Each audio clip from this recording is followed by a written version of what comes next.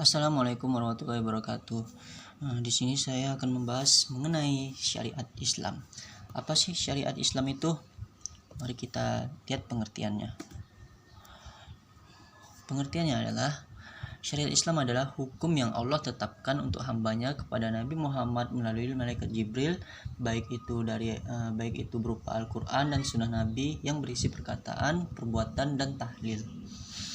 Nah, di sini ada keistimewaan dari syariat Islam.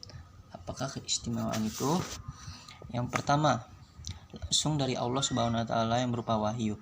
Yang kita lihat tadi, Al-Qur'an itu turun dari Allah Subhanahu wa taala langsung melalui malaikat Jibril kepada Nabi Muhammad untuk hamba-hambanya.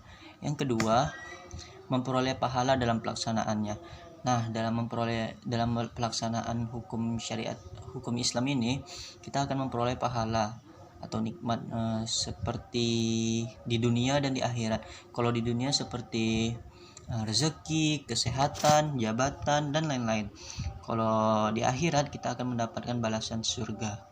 Dan yang ketiga, bersifat universal. Nah, di sini hukum Islam itu bersifat universal atau fleksibel, sesuai dengan perkembangan zaman, dimanapun kapanpun zamannya, sekarang ataupun nanti, hukum Islam tetap fleksibel dan sesuai di kapanpun zamannya. Yang keempat, itu mencakupi segala urusan dunia. Nah, di sini hukum Islam itu bersifat mencakupi segala urusan dunia, seperti keperluan manusia atau tentang kehidupan manusia. Di hukum Islam semuanya diatur sedemikian rupa. Yang ketiga, kita melihat di sini ada 3 kategori syariat Islam. Yang pertama adalah hukum akidah dan iktiqadiyah. Untuk mempelajari hukum akidah dan iktiqadiyah, kita dapat mempelajari dari ilmu kalam dan tauhid. Yang kedua, tentang hukum akhlak. Di sini kita dapat mempelajarinya dalam ilmu akhlak dan tasawuf. Yang ketiga adalah hukum amaliyah atau perbuatan. Di sini kita dapat mempelajarinya dalam ilmu fikih. Terus ilmu fikih itu terbagi menjadi 2 loh, yaitu tentang ibadah dan juga adab.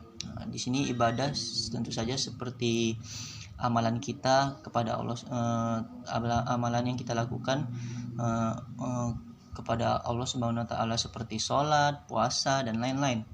Yang kedua adalah adab atau muamalat atau tentang hubungan manusia, yang seperti keluarga. Kalau keluarga di sini seperti pernikahan, talak, dan lain-lain.